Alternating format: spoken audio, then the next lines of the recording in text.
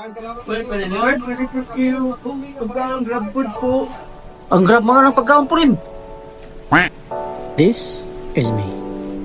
Isang OFW na matagal nang di nakauwi ng Pinas. At ito ang kwento ko.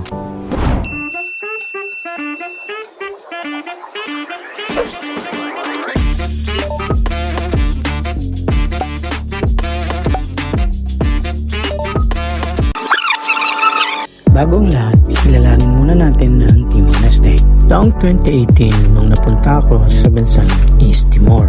Ang bansa ay matatagpuan sa pagitan ng Indonesia at Australia. Ang capital nito ay ang Dili City.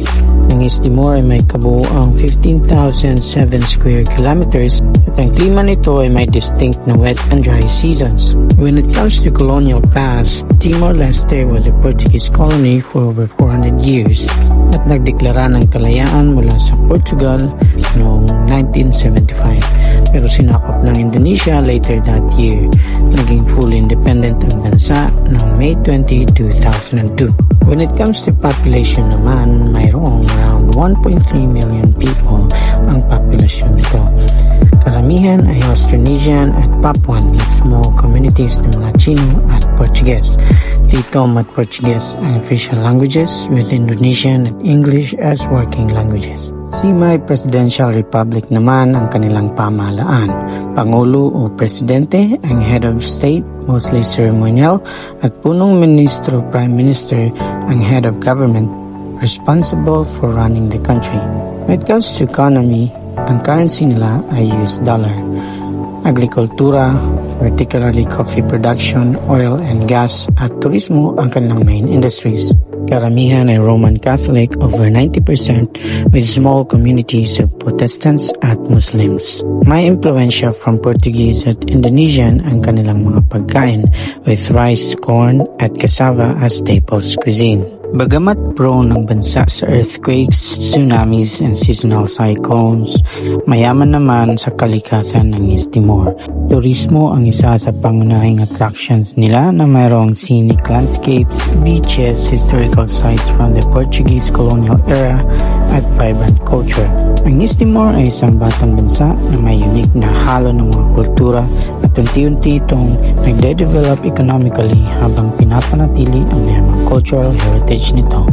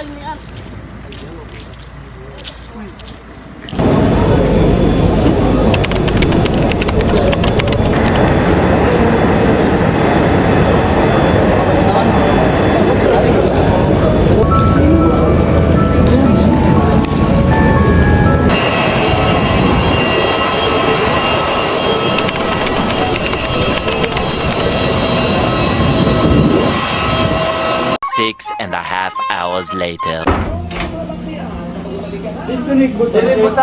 Dito lang, Migo.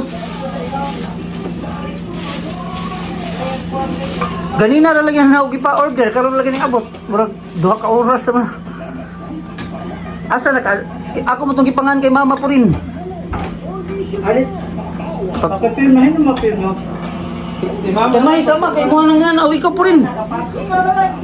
Si mama, dito ay bulpin. Nga may bulpin. Dara nakigda, kana nakigda.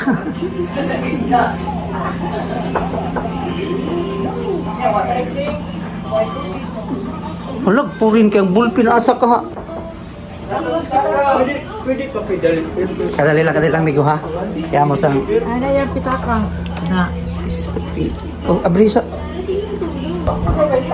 Wala. Ay, di mo, pakitin mo lagi. Kakita ka ma.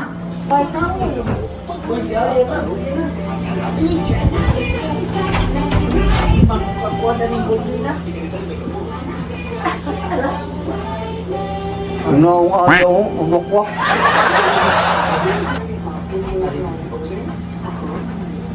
pirma lang ako. Nari mo kakita po. Pirma kay pirma ka signature.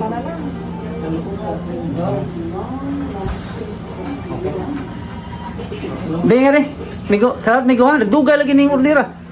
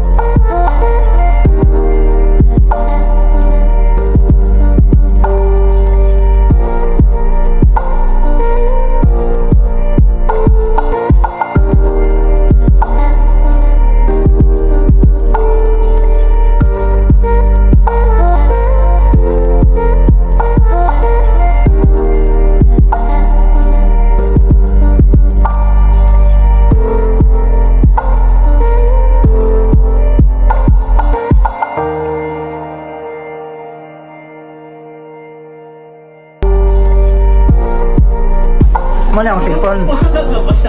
Nakiharap na na. Oo, mana ang cellphone na pagto? Oo.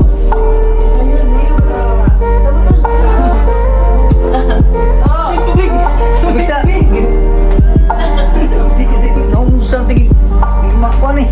Badali.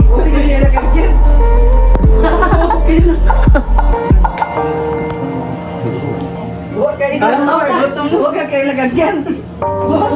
Kaya na si anak noon. Huwag ka kayo lagagyan ba? Kanakuha na siya.